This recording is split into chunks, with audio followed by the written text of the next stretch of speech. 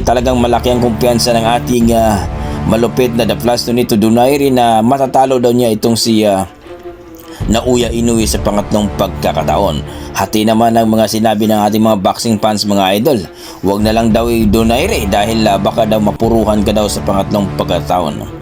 42 years old na po si Donaire mga idol at ayon sa ating mga boxing fans, mas maganda pa daw na si Casimero na lang daw ang lumaban. 36 years old at talagang hindi pa nakalaban ni Naoya Inoue. Hindi na daw exciting panoorin kung si Donaire versus Inoue ang maglaban mga idol. Mas okay daw na mas inaabangan pa daw Casimero versus Inoue.